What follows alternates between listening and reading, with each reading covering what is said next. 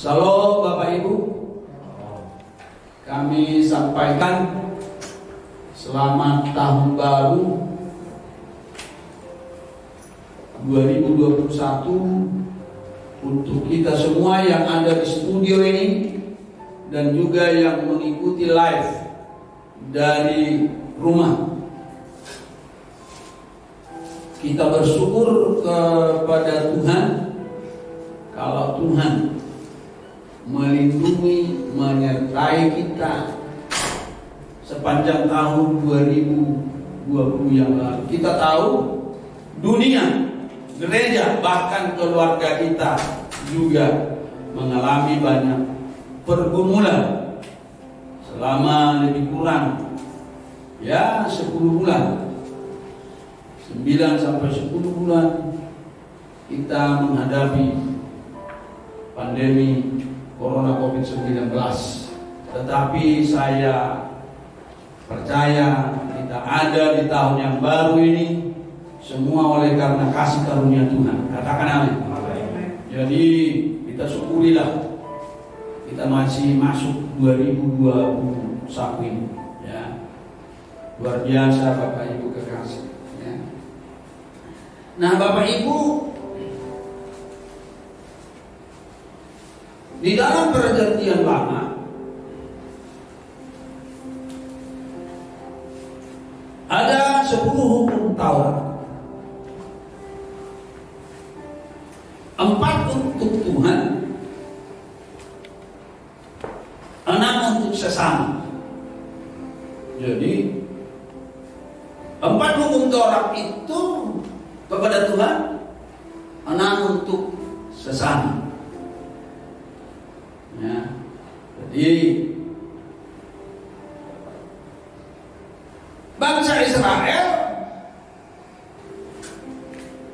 tidak sanggup, tidak mampu melakukan 10 hukum Taurat itu. Maka datanglah Yesus merevisi 10 hukum Taurat itu menjadi 2 hukum kasih. Ya. Jadi 10 hukum Taurat menjadi 2 hukum kasih di dalam perjanjian baru. Tetapi Tuhan berkata begini, jika kita melakukan 2 hukum kasih itu, di situ sudah tergantung semua kebenaran firman Tuhan, baik Taurat maupun tulisan para nabi. Ini Bapak Ibu kekasih, mari kita lihat di dalam Matius 22. Saya akan baca untuk kita. Ya, firman Tuhan dalam Matius 22. 2 hukum kasih yang diberikan Tuhan kepada kita di dalam ayat yaitu 37 sampai 40. Jawab Yesus kepadanya, kasihilah Tuhan Allahmu dengan segenap hatimu dan dengan segenap jiwamu dan dengan segenap akal budimu. Itulah hukum yang terutama dan yang pertama. Dan hukum yang kedua yang sama dengan itu ialah kasihilah sesamamu manusia seperti dirimu sendiri. Pada kedua hukum inilah tergantung seluruh hukum Taurat dan kitab para nabi. Jadi Yesus Bapak Ibu memberikan 2 hukum kasih ini karena ada pertanyaan orang Farisi kepada Yesus di dalam ayat 34 dan pertanyaannya di dalam ayat 36 dikatakan, Guru, hukum manakah yang terutama dalam hukum Taurat? Tak kala pertanyaan ini datang ke kepada guru, kepada Tuhan, Dia beri dua hukum kasih kepada kita. Hukum vertikal, hukum horizontal. Vertikal itu 4 hukum, horizontal 6 hukum untuk sesama. Nah, Bapak Ibu kekasih dalam Kristus Yesus, ada 2 hukum perjanjian baru menjadi kewajiban bagi kita untuk kita lakukan.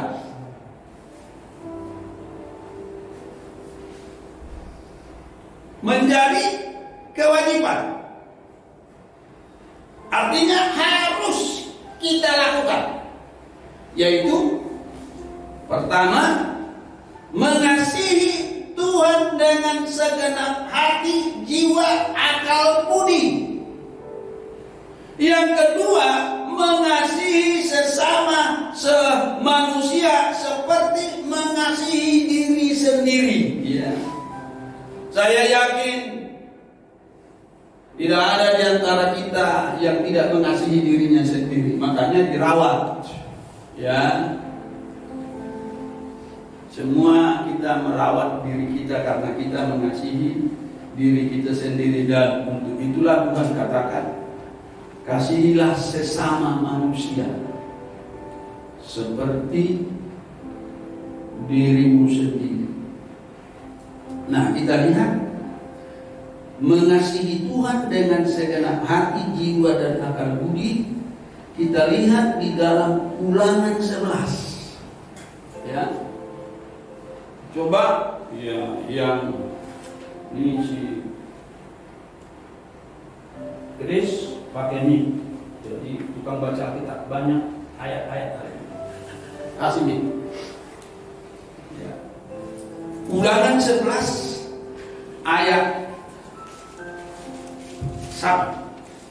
Ya, kita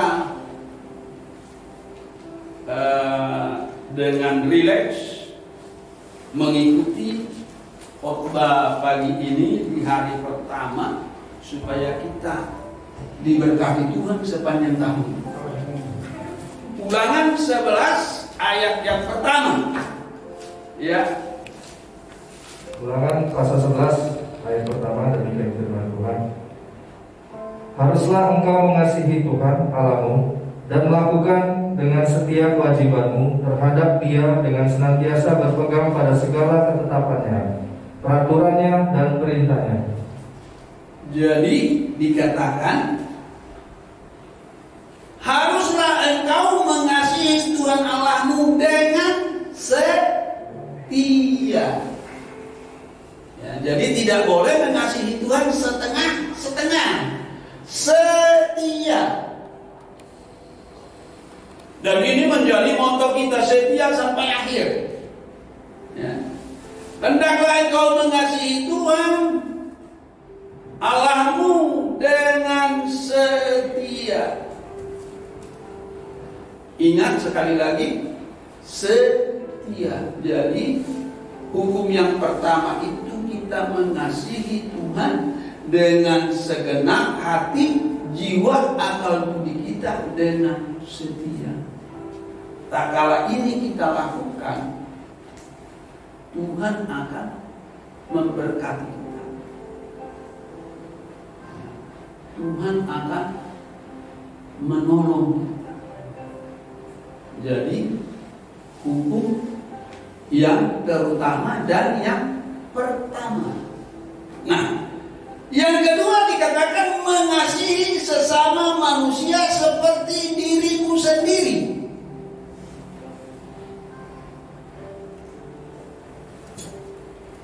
Siapakah sesama manusia ini yang harus kita kasihi seperti diri kita sendiri? Nah, itu pertanyaannya sekarang. Siapakah sesama manusia itu yang harus kita kasihi seperti kita mengasihi diri kita sendiri?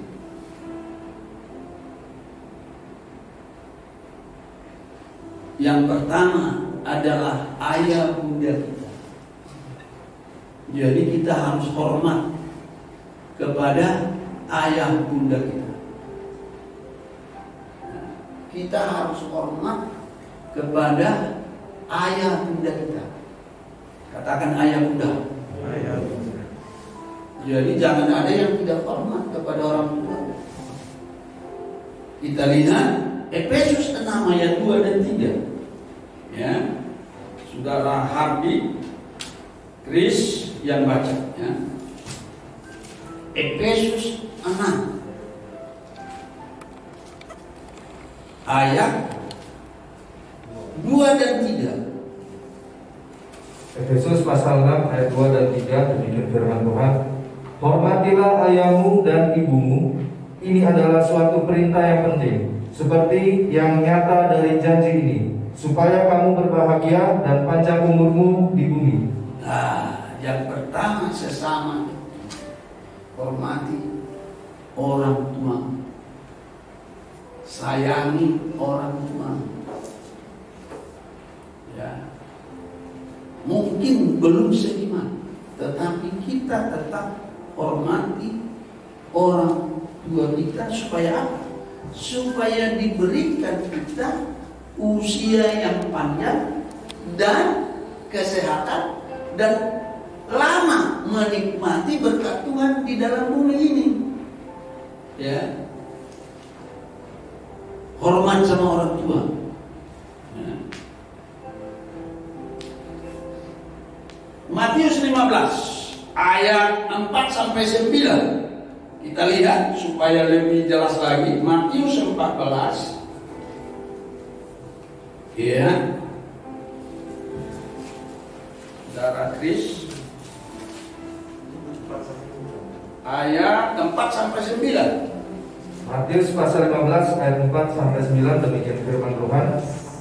Sebab Allah berfirman, hormatilah ayahmu dan ibumu, dan lagi siapa yang mengutuki ayahnya atau ibunya pasti dihukum mati. Ya, terus. Tetapi kamu berkata, barang siapa berkata kepada bapaknya atau kepada ibunya, apa yang ada padaku yang dapat digunakan untuk pemeliharaanmu sudah digunakan untuk persembahan kepada Allah, orang itu tidak wajib lagi menghormati bapaknya atau ibunya.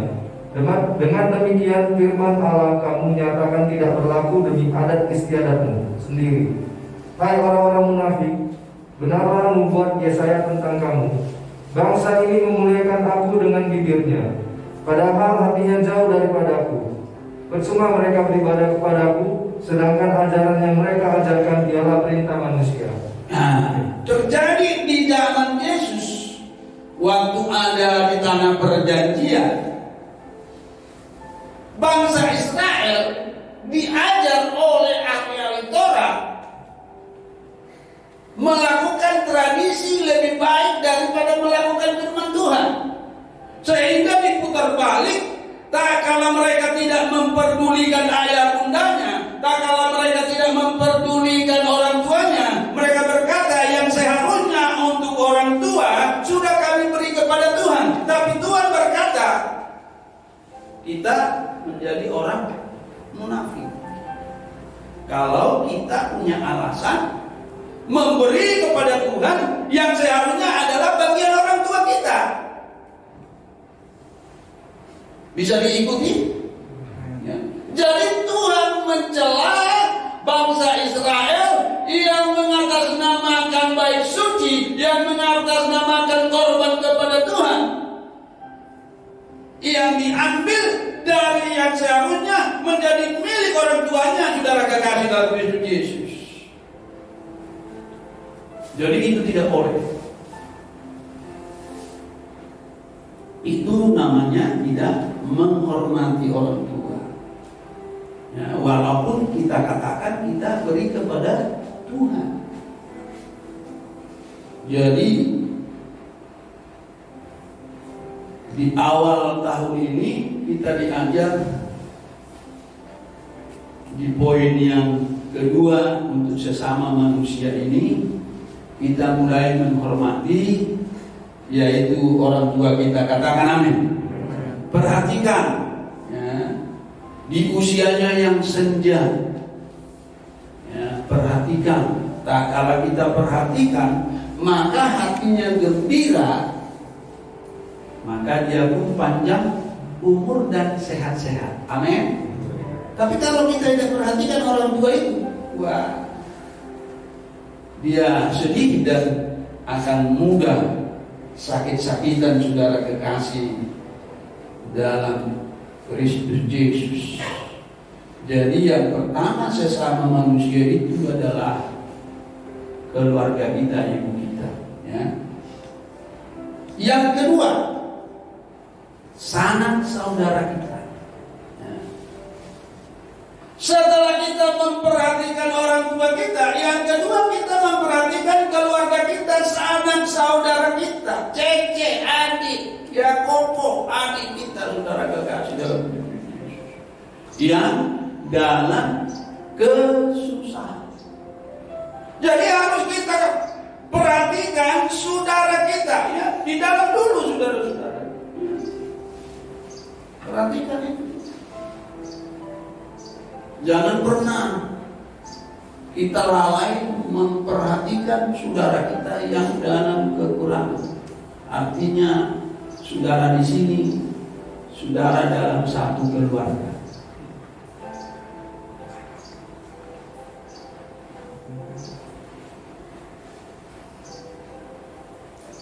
1 Timotius 5 ayat 8. 1 Timotius 5 ayat 8.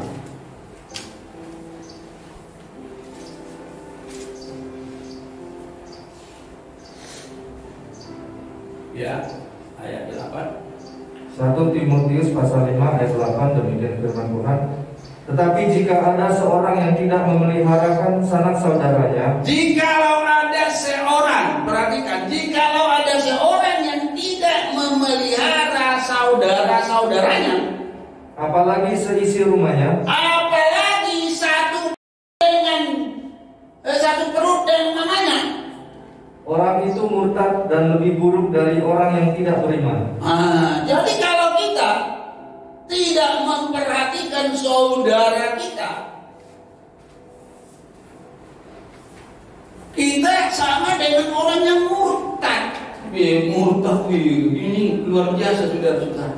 Masa saya tidak peduli dengan saudara saya sama dengan orang murtad menurut firman Tuhan, dan lebih buruk daripada orang yang tidak peduli, lebih jahat.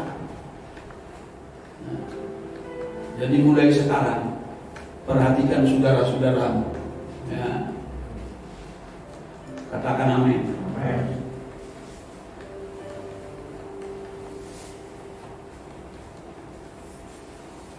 Satu Yohanes 4 ayat 20. 1 Yohanes 4 ayat 20. Ini lebih menarik lagi. Jadi kalau kita tidak memperhatikan saudara kita, kita sama dengan murtad. Ini lebih menarik lagi. Ayat 20. 1 Yohanes pasal 4 ayat 20, demikian firman Tuhan.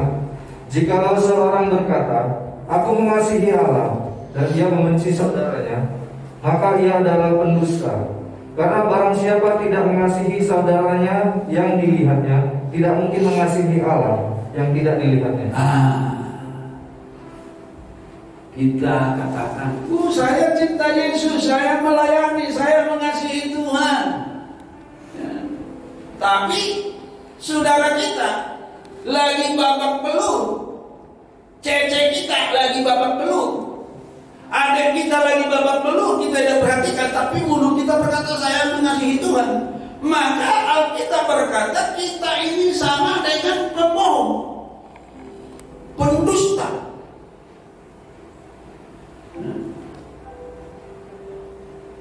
Kalau si Vincent bilang saya mengasihi Tuhan, tapi waktu adiknya dalam keadaan susah, dia tidak peduli, dia sama dengan pembohong. Tuh. Jadi kita harus peduli, Bapak Ibu kekasih dalam Kristus Yesus. Jadi yang kedua sesama itu adalah saudara kandung kita, ya. Saudara kandung kita, katakan saudara kandung kita. Saudara kandung kita. Nah, jadi masih di dalam dulu. Yang kedua, ya. Yang ketiga, ya. Sesama itu siapa? Orang Lewi. Ya. Setelah engkau memperhatikan orang tuamu, memperhatikan sanak saudaramu, juga jangan lupa memperhatikan orang Lewi. Ulangan 12 ayat 19.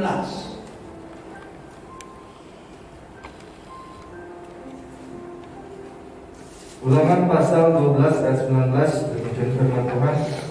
Hati-hatilah supaya jangan engkau melalaikan orang Lewi selama engkau ada di tanahmu. Hati-hatilah, perhatikan orang-orang Lewi, para penginjil hamba-hamba Tuhan, para gembala.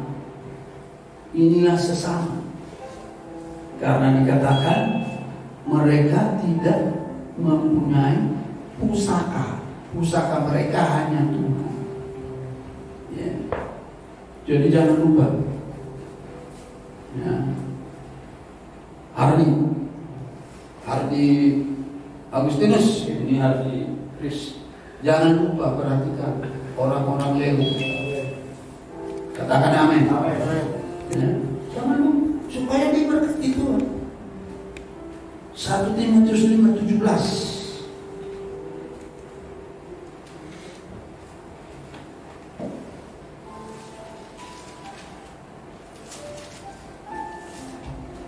Timotius pasal 5 ayat 17, demikian firman Tuhan.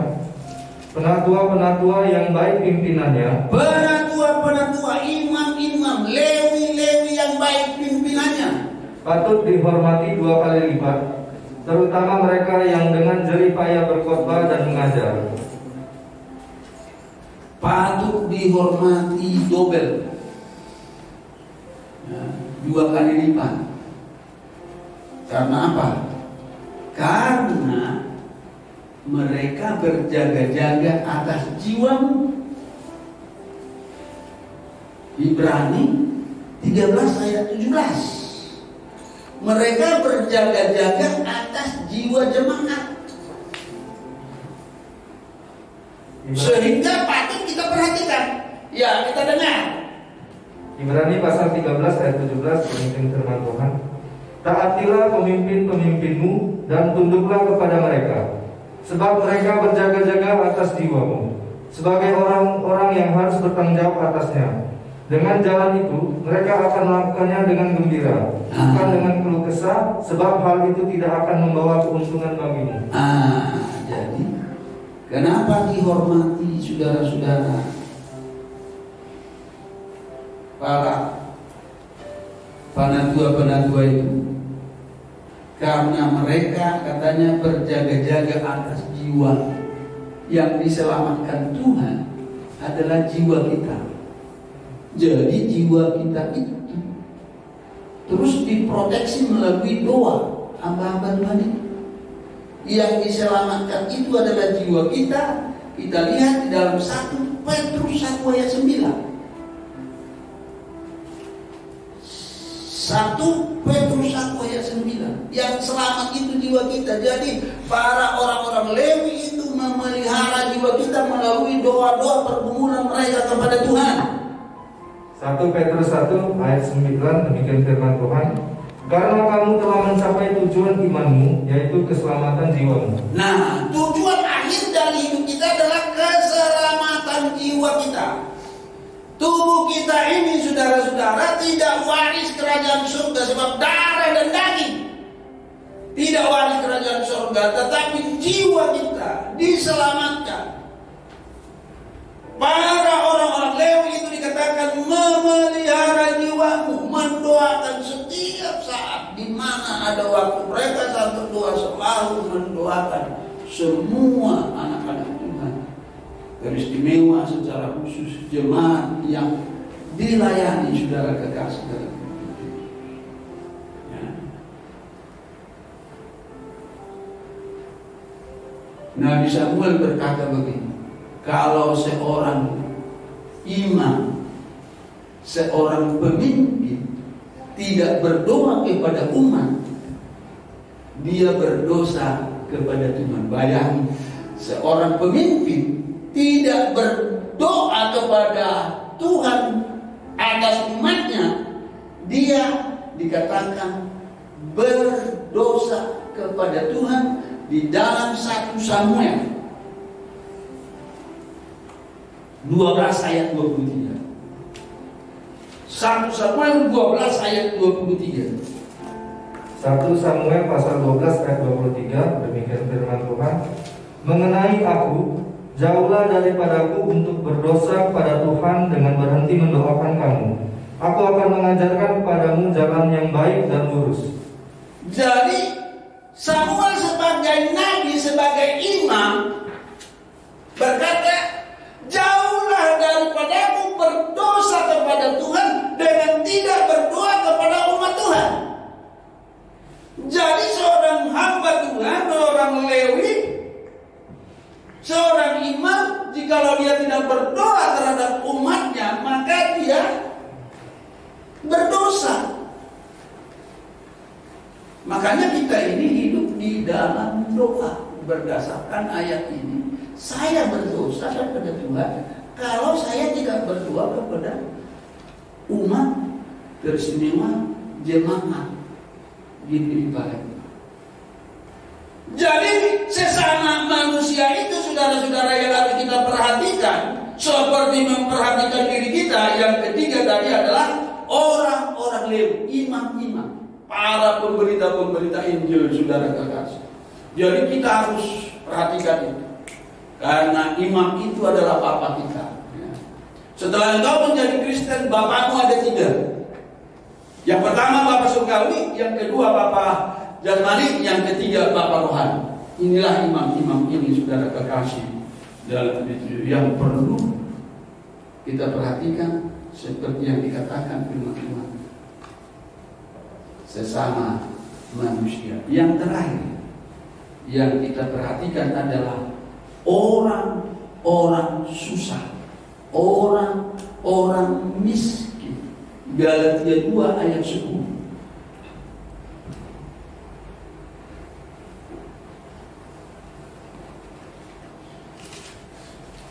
Galatia 2 ayat 10. Galatia pasal 2 ayat 10, demikian firman Tuhan. Hanya kami harus tetap mengingat orang-orang miskin, dan memang itulah yang sungguh-sungguh kuusahakan melakukannya.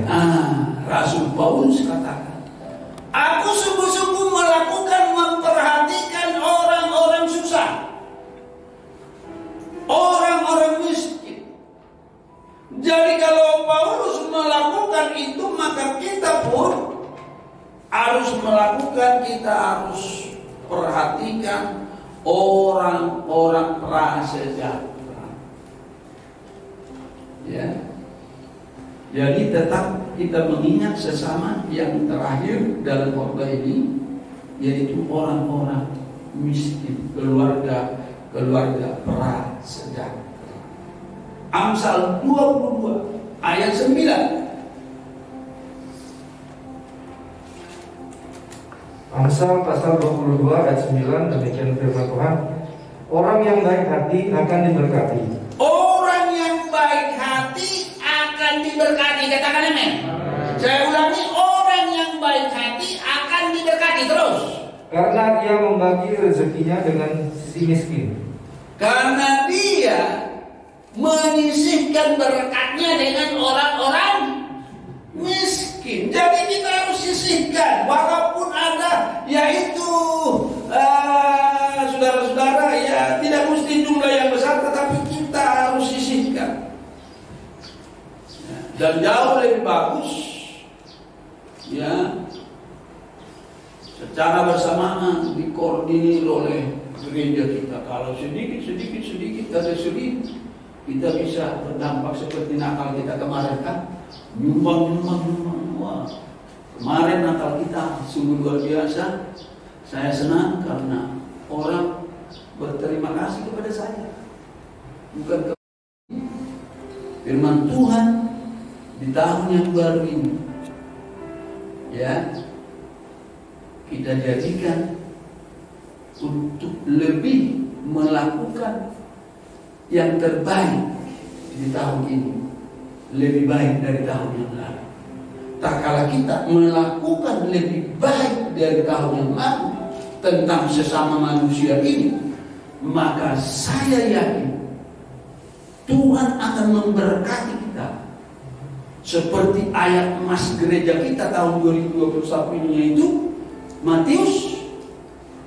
Ulangan 28 ayat 8 yang akan dikhotbahkan hari Minggu tanggal 3 nanti. Ya. Coba dulu masukkan dulu di layar. Ya. Khotbah hari Minggu. Masukkan dulu. Nah, jadi Tuhan akan memberkati kita. Tuhan akan memberkati. Ini ayat emas semua. Tuhan akan memerintahkan berkat ke atasmu di dalam lumbungmu. Lumbungmu mana? Kalau lumbungmu sekarang rekening bankmu, Tuhan akan memerintahkan berkat di dalam lumbungmu dan di dalam segala usahamu. Ini untuk hari ini tanggal 3. Ya, kita dengar khotbah ini saudara-saudara. Tak kala kita saat kita melakukan dua hal di atas, mengasihi Tuhan Allah dengan segenap hati, jiwa dan akal budi, mengasihi sesama manusia seperti mengasihi diri kita sendiri, maka Tuhan memberkati kita berkelimpahan. Amin. Kita berdoa. Terima kasih. Renungan singkat di awal tahun ini. 2 hukum yang Engkau berikan kepada kami. Jelas kami mengerti hati bahwa sesungguhnya tak kala kami mengasihi Tuhan Allah dengan segenap hati, jiwa dan akal budi kami, mengasihi sesama manusia seperti kami mengasihi diri kami sendiri, maka Tuhan akan memberkati kami. Terima kasih Tuhan. Terpujilah Tuhan kekal selama-lamanya. Kami mau melayani Tuhan. Kami mau iring Tuhan di tahun 2021 ini lebih lagi dari tahun 2020 yang lalu. Kalau tahun 2020 yang lalu Tuhan, di situasi COVID, pandemi, kami rasa ketakutan yang sangat luar biasa. Tuhan tetap memelihara kami. Tuhan memberikan kesehatan, kekuatan kepada kami. Tuhan terus memberkati usaha pekerjaan kami. Kami bersyukur atas semua itu. Tetapi kami yakin Tuhan, kalau kami sudah lolos dari yaitu tahun 2020, di tahun 2021 ini Tuhan akan lebih lagi memberkati kami. Terima kasih Tuhan. Terpujilah Engkau kekal selama-lamanya. Kami mau melakukan firman-Mu dengan sempurna. Karena kami tahu karena kami melakukan firman-Mu dengan sempurna, maka Tuhan akan memberkati kami sesuai dengan janji. Dalam nama Tuhan Yesus Kristus kami sudah berdoa. Amin. Kita menyembah Tuhan.